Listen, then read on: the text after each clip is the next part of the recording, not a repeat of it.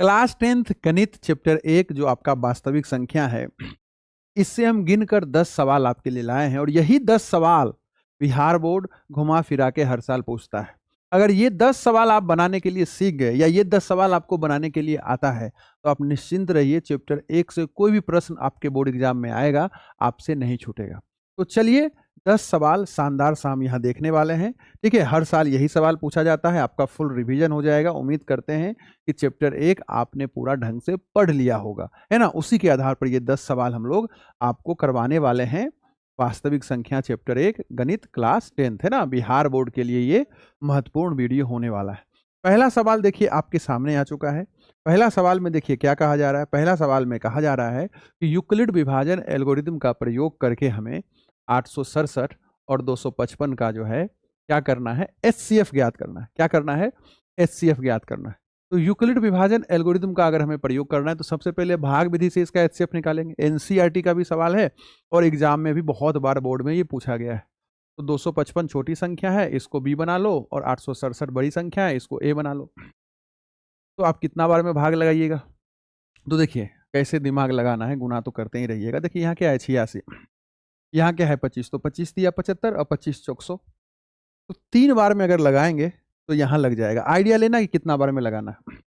तो 255 को हम 3 बार गुना कर देंगे 3 से, तो 5 से 15, 16 और 7, 765 आ गया। तो यहाँ 3 बार में लगा दीजिए, है ना। अब यहाँ क्या आ जाएगा 2 0 1। अब ये 102 बी का काम करेगा और ए की जगह 255 आ जाएगा। तो अब यहाँ फिर इसको कितना बार में लगाइएगा, ध्यान से देखिए, 2 बार में लगाइएगा। तो ये कितना हो जाएगा 204। तो फिर ये 1 5 ये तो गया, और जब तक शेषफल आपका 0 नहीं आता है तब तक एचसीएफ होते रहता है। तो आ गया 0 शेषफल, तो अपना एचसीएफ क्या हुआ, हो गया। अब हम जानते हैं कि ए बराबर होता है बी क्यू प्लस आर, एक यूक्लिड विभाजन प्रमेयिका से।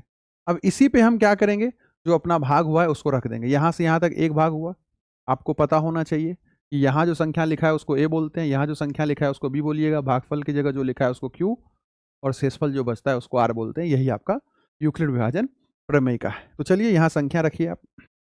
अब यहाँ देखिए पहला भाग हुआ, ठीक है। यहाँ आप गौर से देखिए, यहाँ दूसरा पूरा भाग का एक चरण हुआ और यहाँ तीसरा हुआ। तो इसी को आपको 3 स्टेप में लिख देना है।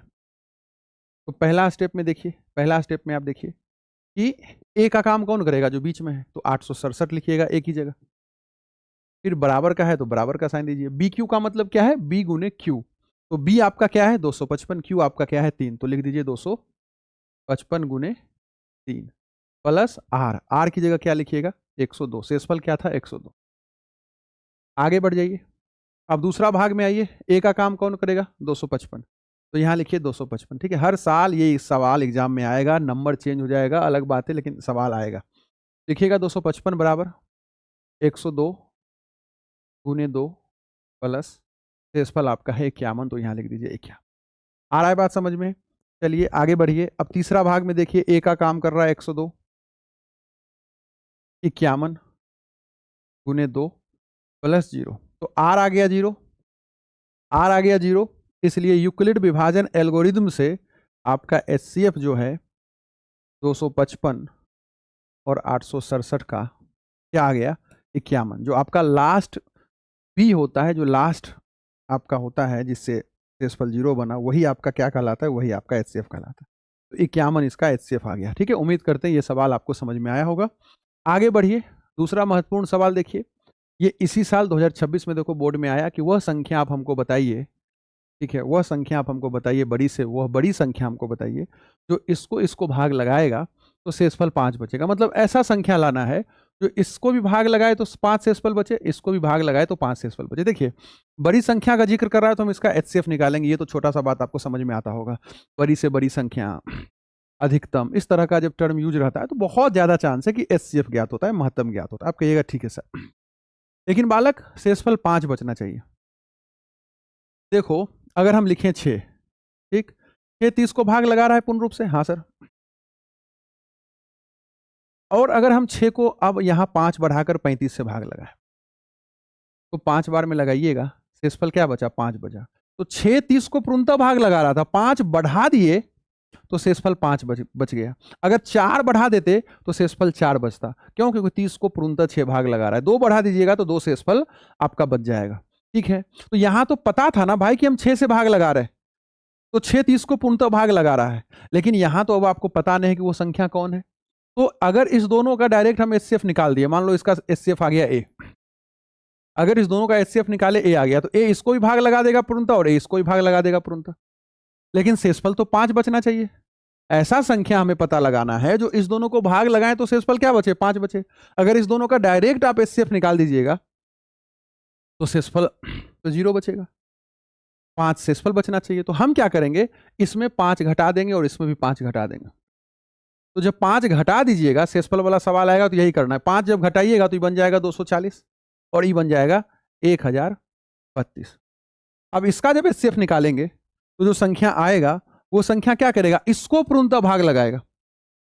वो संख्या इस दोनों को पूर्णतः भाग लगा देगा। लेकिन मेरा सवाल तो ये था, इससे ये 5 ज्यादा है, इससे ये 7 ज्यादा, ये 5 ज्यादा है, इससे भी 5 ज्यादा, इससे भी 5 ज्यादा, तो ये संख्या इसको भाग लगाएगा। लेकिन जब इसको भाग लगाने जाइएगा तो 5 5 ज्यादा है तो शेषफल 5 बच जाएगा। हम कॉन्सेप्ट भी समझाने का प्रयास कर रहे हैं। अगर रटना है तो भाई बड़ी संख्या दिख रहा है, ठीक है, इस दोनों से जुड़ा हुआ, और 5 शेषफल का बात करें तो 5 शेषफल बोला तो 5 दोनों में घटा देना। कभी कभी दोनों के लिए अलग अलग शेषफल बोल देगा, तो 2 संख्या देगा तो इसके साथ पहला संख्या, इसके साथ दूसरा संख्या घटा देना।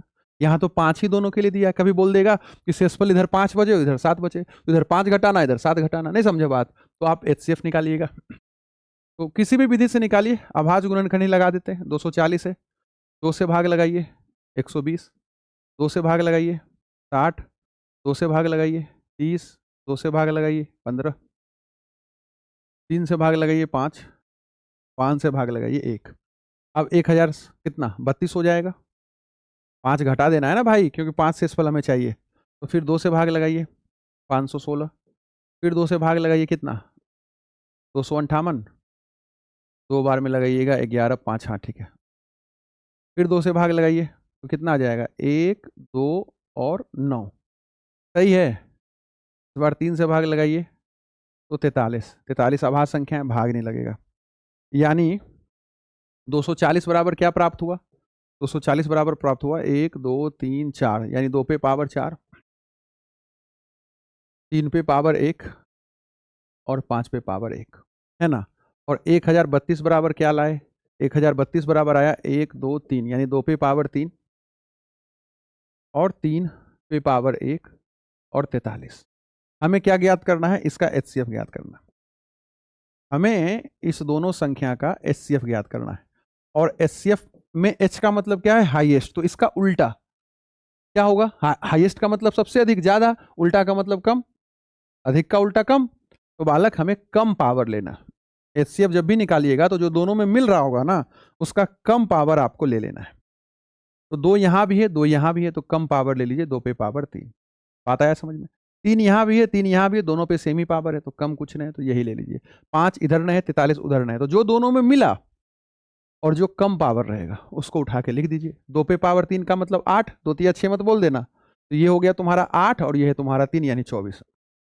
यानी 24 वह संख्या है, अगर 24 से आप इसको भाग लगाइए और 24 से आप अगर इसको भाग लगाइए तो शेषफल 5 बजेगा। और 24 से बड़ा कोई संख्या नहीं, यानी 24 वह सबसे बड़ा संख्या है तो इस दोनों को भाग लगाएगा और दोनों के साथ उसका शेषफल 5 निकल के आएगा। ठीक है, बात आ गया समझ में? तो इस तरह का सवाल आप ऐसे निपटा सकते हैं। चलिए, इसमें तो खैर 96 और 404 का सीधा क्या कह रहा है कि भाई एचसीएफ एलसीएम निकालना है और साफ साफ बोल दिया अभाज्य गुणनखंड से निकालना है। 10 सवाल बोर्ड एग्जाम में किसी ना किसी साल आया है, ठीक है, और 2-4 बार आया है। तो 96 का अभाज्य गुणनखंड कीजिए, तो 2 से भाग लगाइएगा 48, 2 से भाग लगाइए 24, 2 से भाग लगाइए 12, 2 से भाग लगाइए 6, 2 से भाग लगाइए 3, 3 से भाग लगाइए 1। ठीक है, अभाज्य गुणनखंड तो करने आता ही होगा आप लोगों को। 404 का कर दीजिए, 2 से भाग लगाइए 202, 2 से भाग लगाइए 101। अब 101 तो अभाज्य ही है तो इसका क्या ही करना। तो 96 का मतलब क्या आया बालक, 1 2 3 4 5, यानी 2 पे पावर 5 गुने 3 पे पावर 1। ठीक है, और 404 का मतलब क्या आया, 2 पे पावर 2 और 101। ठीक है, HCF निकालिएगा, HCF निकालना है ना, और LCM। तो HCF में H का मतलब ज़्यादा, तो हमें पावर कम लेना है, जो दोनों में मिलेगा, तो 2 यहाँ भी 2 यहाँ भी, कम पावर ले लीजिए। अब दोनों में कुछ मिल रहा है नहीं, तो HCF 4 आ गया। ठीक है, 96 और 404 का HCF 4 आ गया। LCM निकालना है, तो L का मतलब क्या होता है, कम, लिस्ट, तो आपको ज़्यादा पावर लेना है। तो 2 यहाँ भी 2 यहाँ भी, तो जो ज़्यादा पावर है ले लिए। हाँ सर, अब ये नहीं भी मिल रहा है फिर भी लिखना है। ठीक है, जो नहीं मिलता है LCM में वो भी लिखाता है। तो 2 पे पावर 5 क्या होता है, 2 पे पावर 5 होता है 32। 2 गुने 2 5 बार कीजिए, 2 पे पावर 5 32, 2 पे पावर 5 10 मत बोल देना। तो ये 32 हो गया, ये 3 हो गया और ये 101 हो गया। क्या हो गया हो, 101 हो गया। 32 गुने 3 कितना होता है, 96, और ये 101। ठीक है, कोई भी अगर 2 अंक का संख्या है, 2 डिजिट नंबर है, और अगर आप उसको 101 से गुना कीजिएगा तो वो संख्या रिपीट हो जाता है, यानी 96 96 2 बार लिख दीजिए, गुना करके यही आएगा। बात आया समझ में?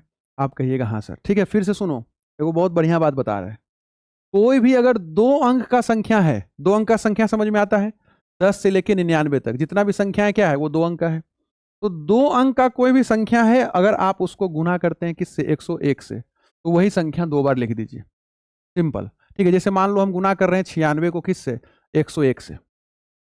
ठीक है, तो 96 को 2 बार लिख दीजिए, गुना करके यही आएगा। अगर आप मान लीजिए 43 को गुना कर रहे हैं 101 से, तो क्या कीजिए, बस 43 को 2 बार लिख दीजिए, आपका गुणनफल आ गया। अगर आप 56 को गुना कीजिएगा किससे, 101 से, तो बस हो गया, 2 बार 56 लिख दीजिए, आपका काम हो गया। तो चलिए आप हमको बताइए कि अगर हम 94 को 101 से गुना करेंगे तो क्या आएगा। जल्दी से कमेंट कीजिए और बताइए कि 94 को 101 से गुना करने पे क्या आएगा। ठीक है, उम्मीद करते हैं ये बात आपको बहुत छोटा सा समझ में आया होगा। तो 96 और 404 का HCF और LCM हमारा आ गया। ठीक है, HCF 4 आया और LCM हमारा 9696 आया। चलिए आगे बढ़ते हैं और चौथा सवाल देखते हैं। देखिए यहाँ जांच करना है कि 4 पे पावर n जो है क्या 0 पर समाप्त होगा। n क्या है, प्राकृत संख्या। ठीक है, कोई भी प्राकृत संख्या आ सकता है, यानी 4 पे पावर 1, n की जगह 1 रख सकते हैं, n की जगह हम 2 रख सकते हैं, n की जगह हम 3 रख सकते हैं, n की जगह हम 4 रख सकते हैं, n की जगह हम 75 भी रख सकते हैं।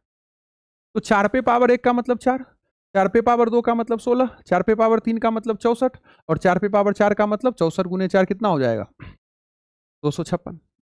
तो बालक 4 पे अगर पावर आप क्या रखते हैं, प्राकृत संख्या रखते हैं, तो अंक 0 पर समाप्त होने का मतलब इकाई अंक का बात कर रहा है। तो इकाई पे 4 6 आएगा, इकाई पे 4 और 6 ही आएगा। अगर 4 पे पावर विषम है तो इकाई पे आप देखिएगा 4 आता है। अगर 4 पे पावर सम है तो आप क्या पाइएगा, इकाई पे 6 आता है। समझे बात?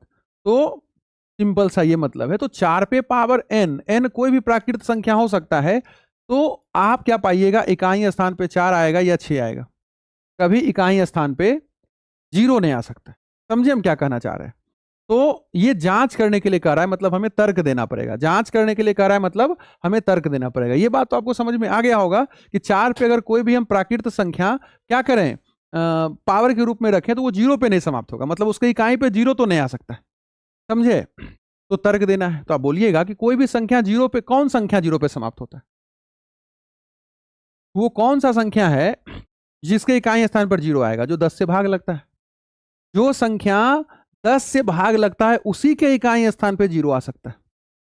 आज जो संख्या 10 से भाग लगता है तो 2 और 5 दोनों से भाग लगेगा। भाई जो भी संख्या अगर 0 पे समाप्त हो रहा है, यानी कोई भी संख्या के इकाई स्थान पर अगर 0 आ रहा है, तो 10 से भाग लगेगा, वो 10 से भाग लगेगा। और जो संख्या 10 से भाग लगेगा वो 2 से भी भाग लगेगा और 5 से भी भाग लगेगा। क्या 4 पे पावर n 2 और 5 दोनों से भाग लग रहा है? नहीं लग रहा है। 4 2 से भाग लग रहा है, लेकिन 5 से भाग नहीं लग रहा है, इसलिए ये 0 पे समाप्त नहीं हो सकता है। वही संख्या 0 पे समाप्त होगा जो 2 और 5 दोनों से भाग लगे।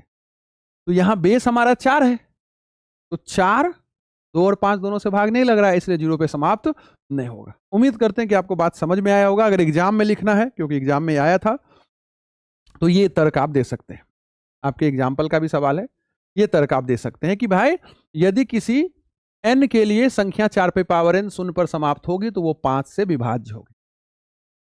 अर्थात 4 पे पावर n के अभाज्य गुणनखंड में अभाज्य संख्या 5 आना चाहिए, हाँ कि ना? और यह संभव नहीं है, क्यों? क्योंकि 4 पे पावर n में 2 आ रहा है, 5 नहीं आ रहा। समझे बात? तो इसी कारण से 4 पे पावर n के गुणनखंड में केवल अभाज्य संख्या 2 ही आ सकती है। तो अंक गणित का जो आधारभूत प्रमेय है, ये ऐसी बात है, इसमें ज्यादा परेशान मत होना। तो 4 पे पावर n के गुणनखंड में 2 के अतिरिक्त कोई और अभाज्य गुणनखंड नहीं आ रहा है, इसलिए कोई भी संख्या n जो है 4 पे पावर n अंक पर समाप्त नहीं हो सकती। कोई भी संख्या n नहीं है, यानी n की जगह कोई ऐसा संख्या रख दीजिएगा तो वो 0 पे समाप्त नहीं होगा। ठीक है, इसी बात को आप चाहें तो ऐसे भी लिख सकते हैं, कोई भी संख्या 0 पे तभी समाप्त होता है जब वह 2 और 5 से विभाज्य होता है। यहाँ 4 पे पावर n 2 से तो विभाज्य है, परंतु 5 से विभाज्य नहीं है, इसलिए किसी संख्या n के लिए 4 पे पावर n का मान अंक 0 पर समाप्त नहीं हो सकता। इस तरह का भी आप लैंग्वेज यूज कर सकते हैं। ठीक है, आगे बढ़ते हैं। 5वां प्रश्न, कहा जा रहा है कि 2 संख्या है और 2 संख्या का मस यानी HCF जो है 25 है और उसका लस जो है इतना है।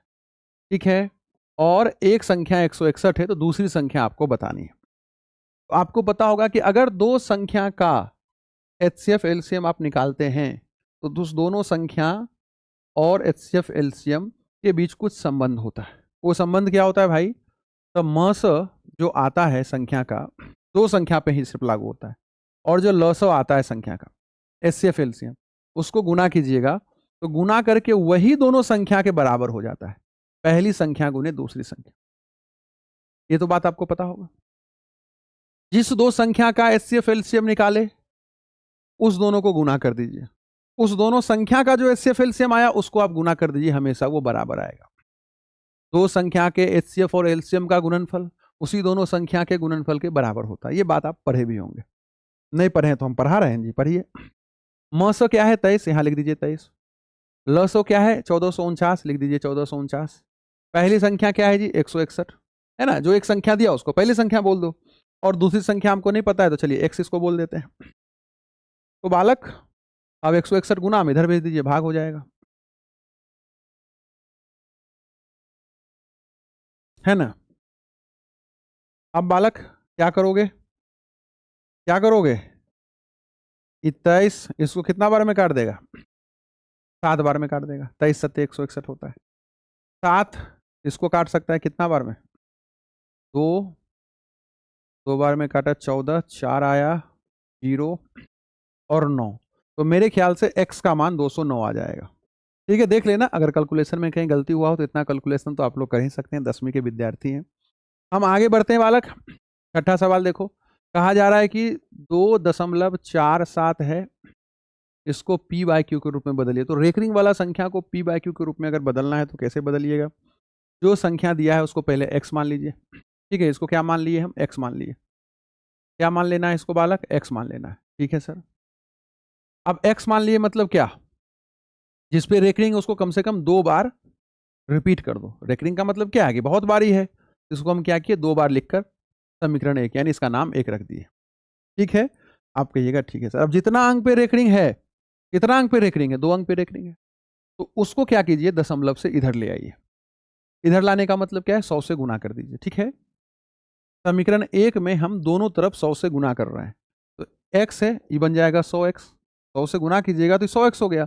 इसमें अगर 100 से गुना कीजिएगा तो दशमलव 2 अंक आगे बढ़ेगा। गुना में दशमलव क्या होता है? अगर 1 पे 0 रखकर गुना करते हैं तो दशमलव 1 0 रहता तो 1 अंक आगे बढ़ता, 2 0 है तो 2 अंक आगे बढ़ेगा, 3 0 है तो वो 3 अंक आगे बढ़ जाता है। तो 2 अंक आगे बढ़ाए क्योंकि हम 100 से गुना कर रहे हैं, तो ये हो जाएगा 2 4 7। ठीक है, और दशमलव, और 4 7 तो भैया मेरे पास अनगिनत बार है। रेकरिंग का मतलब क्या है? अनगिनत बार है, तो हम 4 7 एक बार और लिख देंगे। ये डॉट इसी के लिए तो है, 2 बार लिख रहे हैं लेकिन है तो बहुत बार, समझ रहे हैं क्या? तो 1 और 4 7 इधर आ गया गुना होने के बाद, तो इधर 1 को 4 7 थोड़े बचल है, बहुत सारा है तो 1 और लिख दिए। कहा है क्या कि हमेशा अगर 2 बार लिखें तो हमेशा 2 ही बार आपको लिखना है, समीकरण 1 बन गया, समीकरण 2 बन गया। अब इसको घटा दीजिए, समीकरण 2 में समीकरण 1 को घटा दीजिए, आपका हो गया सवाल खत्म। आ रहा है बात समझ में बालक? समीकरण 2 ये था, लिख दिए। समीकरण 1 जो है वो लिख दीजिए।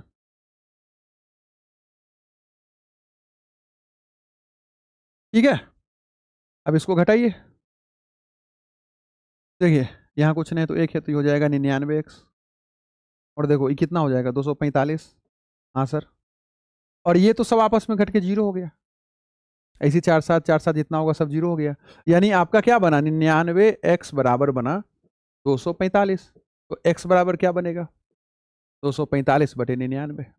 अर्थात अर्थात 2.47 पे जो रेकरिंग था वो किसके बराबर हो गया, 245/99 के बराबर। अगर संख्या कटता है तो आप काट भी सकते हैं। ठीक है, सरलतम रूप में उसको करके लिख सकते हैं। उम्मीद करते हैं कि ये सवाल आपको समझ में आया होगा। सिंपल सा होता है कि भैया पहले जो सवाल में दिया है उसको x मान लो, और जितना अंक पे रेकरिंग है 1 पर उतना 0 से गुना कर दो। 1 अंक पे रेकरिंग रहता, मान लीजिए ऐसा रहता, तो आप 10 से गुना करते। अगर 2 अंक पे रेकरिंग है तो आप 100 से गुना किए। अगर 3 अंक पे रेकरिंग रहता तो आप 1000 से गुना करते। और 3 अंक तक आता है ना, आने का तो 10 अंक भी दे देगा, लेकिन ऐसा एग्जाम में होता नहीं। चलिए 7वां सवाल।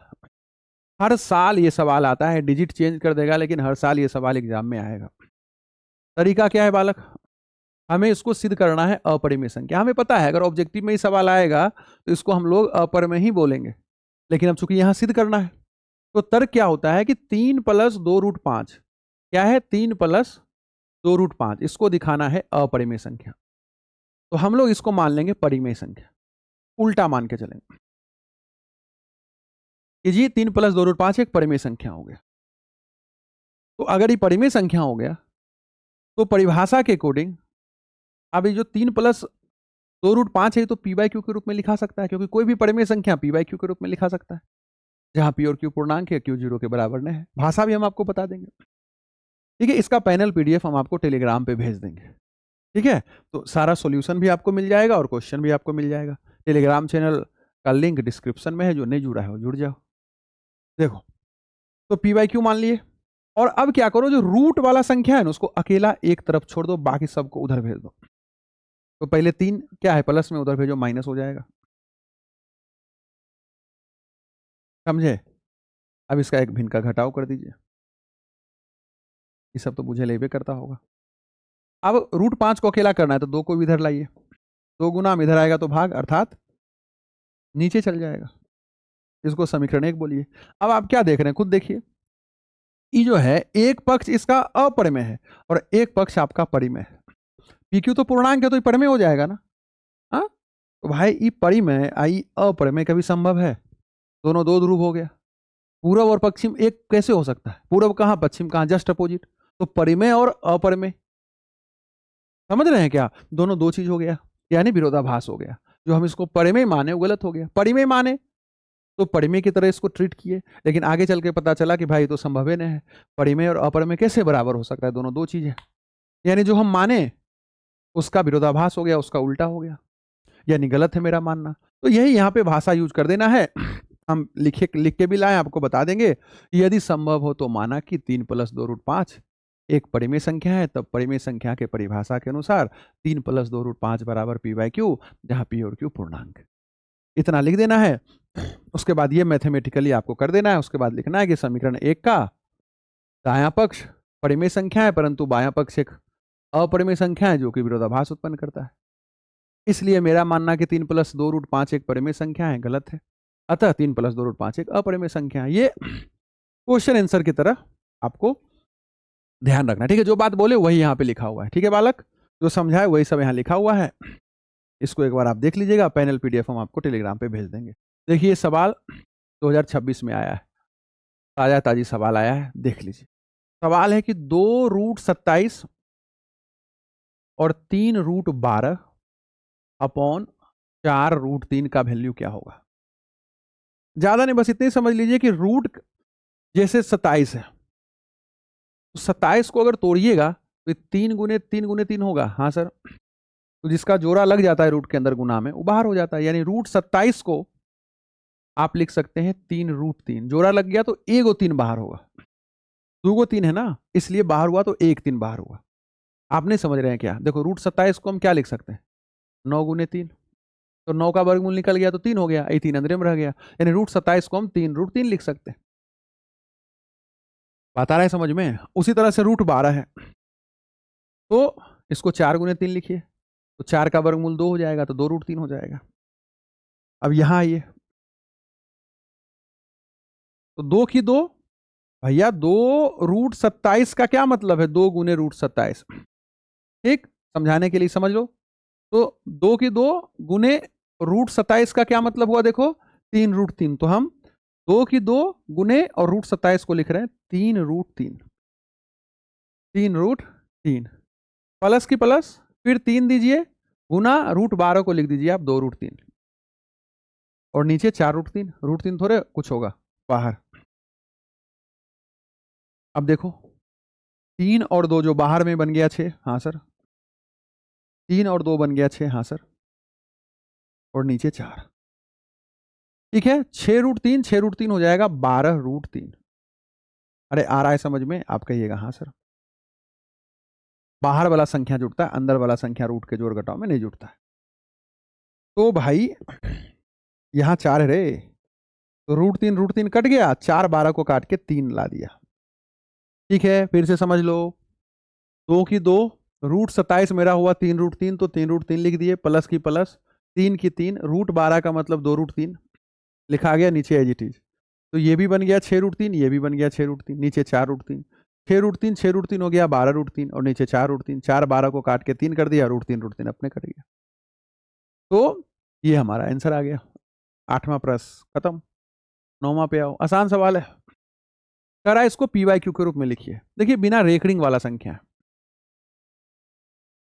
है ना, तो बिना रेकरिंग वाला अगर दशमलव आता है, शांत दशमलव, तो आपको पता होना चाहिए कि जैसे 27 लिखल है, तो 2 अंक के बाद दशमलव इधर से हमेशा गिना जाता है, तो इसको 27/100 कर देंगे, नीचे दशमलव हटाइएगा तो नीचे उतना जीरो जितना अंक के बाद दशमलव है, जैसे अब इतना लिखा हुआ है, तो जो संख्या है पूरा लिख दीजिए, और 3 अंक के बाद दशमलव है तो 1 पर 3 जीरो लगा दीजिए। समझ रहे हैं बात? तो जितना अंक के बाद दशमलव रहता है नीचे उतना 1 पे जीरो आ जाता है, और ऊपर से दशमलव खत्म हो जाता है। तो भाई कितना अंक के बाद दशमलव है, इधर से काउंट करो, 1 2 3 4, तो भाई आप लिखिए 875। भाई आगे में 2 जीरो है तो 875 बन जाएगा जी, तो 875 लिख दिए, और 4 अंक के बाद दशमलव है तो नीचे में 4 को जीरो लगा दीजिए, हो गया। क्या कह रहा है, P और Q में कोई उभयनिष्ठ गुणनखंड ना हो, मतलब सरलतम रूप में लिखना है। उभयनिष्ठ गुणनखंड का मतलब संख्या कटे ना हो। उभयनिष्ठ गुणनखंड का मतलब कुछ है, जैसे लिख दिए 16 और 18, तो इसमें उभयनिष्ठ गुणनखंड 2 है, 2 से भी भाग लग जाएगा, 2 से भी भाग लग जाएगा, तो ऐसा नहीं होना चाहिए, मतलब सरलतम रूप में कह रहा है वो करने के लिए, तो इसको काट दीजिए, क्या कीजिए, काट दीजिए, 1 2 3 4, ठीक है, तो 25 से काटिए, कटने का तो 125 से भी कटेगा, लेकिन पहले हम 25 से काटते हैं, तो 25 दिया 75, 12 और 5 125, भाग लगा देना भाई, तो ये बन जाएगा मेरे ख्याल से 5, 25 चौक 100, और 25 चौक 100, और 2 को जीरो आ जाएगा। फिर इसको अगर काटिएगा 5 से तो 7 बनेगा, इसको 5 से काटिएगा तो 80 बन जाएगा, तो 7/80 आ जाएगा इसका उत्तर, ठीक है, देख लीजिएगा, अगर कैलकुलेशन में कहीं इधर उधर हुआ होगा तो अपना सुधार कर देना। आखिरी सवाल आज का है, EV 2026 में आया है कि भाई बिना भाग किए आपको सिद्ध करना है कि जो परिमेय संख्या है 77/210 ये आशांत आवृत्ति है। तो आपको पता है कि अगर कोई परिमेय संख्या का दशमलव प्रसार शांत है तो उसका हर 2 और 5 के रूप का होता है, और जिसका हर 2 और 5 के रूप का नहीं होता है, यानी हर के अभाज्य गुणनखंड करने पे आपको 2 और 5 के अलावा कुछ और दिख जाता है, मतलब वो अशांत आवृत्ति है। सिंपल सा बात है। चाहे तो आप पहले इसको काट दीजिए, 7 से कट जाएगा तो ये बन जाएगा 11, और 7 से इसको काट दीजिएगा तो ये बन जाएगा 30। अब इसका जो Q है, इसका जो हर है 30, आप देखिए ये किस रूप का है, 2 गुने 3 गुने 5। तो ये जो परिमेय संख्या है इसका हर 2 और 5 के रूप का न है, 2 और 5 के अलावा हमको कुछ नहीं दिखना चाहिए, यहाँ 3 दिख गया यानी सिद्ध हो गया। कि भाई परिमेय संख्या 77/210 का हर 2 और 5 के रूप का नहीं है, इसलिए इस परिमेय संख्या का दशमलव प्रसार अशांत आवृत्ति है। कहानी खत्म। तो उम्मीद करते हैं कि ये 10 सवाल आपको समझ में आया होगा, वीडियो पसंद आया होगा। वीडियो को लाइक कीजिए, अपने मित्रों के साथ इस क्लास को शेयर कीजिए। हम जल्द आपसे मिलते हैं चैप्टर 2 का महत्वपूर्ण सब्जेक्टिव सवाल के साथ। जय हिंद, जय भारत।